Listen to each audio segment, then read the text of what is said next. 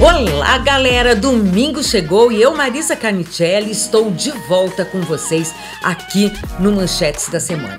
Para você e eu ficarmos super atentos e ligados em todas as manchetes que aconteceram no Brasil, no mundo e quiçá até no planeta.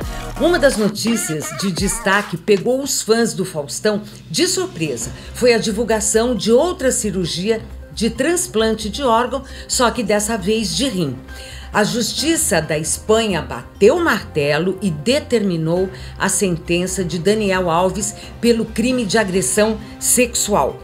O presidente da Colômbia, Gustavo Petro, acusa Israel de genocídio, cita o Holocausto e diz que o mundo deve bloquear Netanyahu. Vamos falar também como foi a repercussão na imprensa internacional da manifestação ocorrida na Paulista no domingo passado. Por isso é que eu digo para vocês, cola comigo, assista ao vídeo na íntegra, deixe os seus comentários. Sua opinião é muito importante para nós e por aqui você pode ter certeza que a democracia é fato. As relações diplomáticas entre Colômbia e Israel ficaram estremecidas depois do início dos ataques em Gaza. A Colômbia foi um dos primeiros países a denunciar o que chamou de genocídio contra palestinos.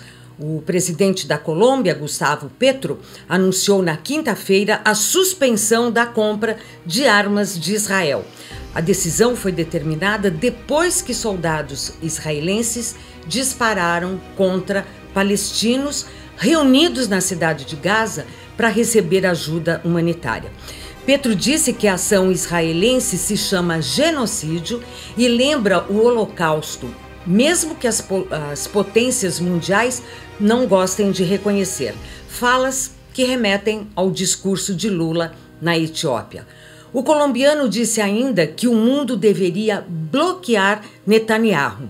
Essa medida de suspensão de compra tem caráter mais simbólico do que prático, porque as trocas comerciais entre os países não são lá expressivas. Segundo a plataforma de dados do comércio da Organização das Nações Unidas, Israel exportou cerca de 138 milhões de dólares em produtos para a Colômbia em 2022. Desses, apenas 283 mil dólares foram de armas, munições e acessórios. Infelizmente, meus amigos, estão banalizando a palavra genocídio, que significa monstruosidade, crime contra a humanidade. Dá até a impressão de que virou uma modinha para criticar político ou decisões políticas. Eu gostaria muito de saber qual é a sua opinião a respeito do uso indiscriminado dessa palavra. Diz para mim, conta pra gente o que você acha. O Tribunal de Barcelona resolveu adiantar o anúncio da sentença de Daniel Alves por agressão sexual, que estava previsto para acontecer só no dia 7 de março. Segundo o jornal espanhol La Vanguardia, há sim provas de que o atleta, que está preso desde o dia 20 de janeiro do ano passado, violou sexualmente a jovem de 23 anos no banheiro da casa noturna em Barcelona, no dia 30 de dezembro de 2022. O comunicado deu detalhes sobre o caso, afirmando que Daniel Alves agarrou abruptamente a denunciante, atirou-a ao chão e, impedindo-a de se mexer, penetrou-a pela vagina, apesar dela ter dito não, que ela queria ir embora. Não há nenhum relato constatado através de câmeras de vídeo para o registro da cena. Segundo informações da imprensa espanhola, a conclusão do processo, com 61 páginas, informou que o comportamento do ex-jogador de futebol obedece ao tipo de ausência de consentimento, ao uso da violência e ao acesso carnal. A família de Neymar ajudou o Daniel Alves a pagar, a mando da justiça espanhola, a indenização de 150 mil euros, o equivalente a 804 mil reais, destinada à denunciante por danos morais e lesões causadas. Isso foi considerado atenuante para a pena de 4 anos e 6 meses de prisão de Daniel Alves, que está bem longe dos 9 anos que o Ministério Público pediu e ainda mais distante dos 12 que a vítima protocolou. A sentença foi divulgada na quinta-feira, dia 22. Gente, eu quero compartilhar um pouco reflexão com vocês. Eu fico aqui pensando se existe algum valor em dinheiro que pague o dano moral de uma agressão sexual. E ainda vou além. E se o processo invertesse, comprovando que a denúncia foi caluniosa? O que acontece? Será que a denunciante pagaria o mesmo valor de indenização para o suposto agressor? Ou é habitual, nesse caso, existir um peso e 2 medidas? Fica aí. Vamos refletir e vamos discutir. Você pode opinar aqui com a gente. Na segunda-feira, dia 26, Faustão, aos seus 73 anos, passou por mais uma cirurgia de transplante, dessa vez de rim, no hospital israelita Albert Einstein, o mesmo hospital que ele fez o outro implante, em São Paulo. O apresentador precisou realizar o transplante devido à piora de uma doença renal crônica. Faustão vinha fazendo sessões de hemodiálise devido à insuficiência renal e era o 13º na lista de transplante, segundo a Secretaria de Saúde de São Paulo. Como ele já havia feito um transplante de coração em agosto, isso foi um dos motivos para ele ter prioridade para receber outro órgão. Pacientes receptores de órgãos como coração, fígado, pulmão, que vêm a desenvolver doença renal crônica e dependente de hemodiálise são prioritariamente alocados para receberem um novo rim, dado que esses pacientes apresentam uma alta mortalidade em hemodiálise e também sofrem com as consequências dos medicamentos imunossupressores necessários para evitar a rejeição que pode lesar os rins. O transplante de rim é um dos mais simples. Quem precisa deve entrar na fila do Sistema Único de Saúde e é a gravidade do caso que estabelece a ordem de prioridade.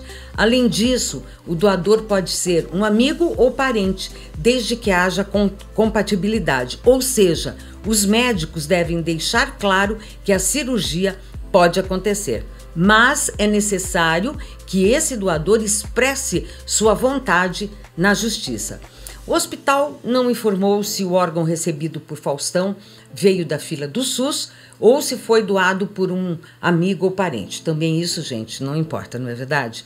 O apresentador Faustão falou pela primeira vez depois do transplante de rim. Ele está extremamente otimista com a nova cirurgia e deu uma entrevista dizendo o seguinte: mais uma semana, eu estou em casa, liberado. Para quem fez um transplante de coração, o de rim é mais tranquilo. Ele ainda brinca com a situação e isso é muito importante para a recuperação rápida dele, né? Levar as coisas de uma maneira mais leve. Muita saúde para você, viu, Faustão? Sua força, sua energia te movem para a longevidade. Deus abençoe a sua vida. A imprensa internacional reproduziu o ato em defesa de Bolsonaro como demonstração de força. Segundo a Polícia Militar, cerca de 750 mil pessoas lotaram a Avenida Paulista. Com isso, os apoiadores do ato atenderam o objetivo da convocação, mostrando para o mundo a fotografia da insatisfação do povo com o rumo da política nacional. Segundo o jornal Gazeta do Povo, o reconhecimento da adesão dessas dezenas de milhares de pessoas no ato levou órgãos da imprensa internacional a darem destaque em suas mídias. E nós vamos comentar agora com vocês algumas dessas várias mídias. Para o jornal espanhol El País, a manifestação reforça a liderança de Bolsonaro, citando, inclusive, que o ato aconteceu 3 dias depois do depoimento de Bolsonaro à Polícia Federal na ação que investiga suposta tentativa de golpe. Seguindo a mesma linha, o jornal inglês The Guardian disse que Bolsonaro está tentando mostrar que a sua base é resiliente enquanto está sendo investigado. O jornal Daily Mail, que também é inglês, disse que a adesão maciça ao ato foi uma demonstração de apoio em meio às acusações contra Bolsonaro. O jornal The Times de Israel deu destaque ao apoio de Bolsonaro e dos manifestantes a Israel em face dos ataques do presidente Lula, dizendo: Bolsonaro chegou agitando a bandeira israelense, uma rejeição aos comentários do presidente Luiz Inácio Lula da Silva na semana passada, comparando a ofensiva de Israel em Gaza ao Holocausto. Ele disse isso antes de colocar a mão no peito para o hino nacional. Várias bandeiras israelenses puderam ser vistas com destaque naquela multidão. O jornal francês Le Figaro disse que a manifestação foi um teste demonstrando a popularidade de Bolsonaro em meio às investigações de que é alvo. O jornal de Korea Times, um dos mais antigos de língua inglesa, publicado diariamente na Coreia do Sul, disse que o ato foi uma demonstração de força em meio às investigações de golpe. Minha gente, eu penso que esse momento merece aí uma reflexão de todos nós, né? E nesse momento eu lembrei de uma frase do Paulo Cogos e que eu quero compartilhar com você. Ele diz o seguinte: o pior aspecto da democracia é igualar pessoas de diferentes níveis morais.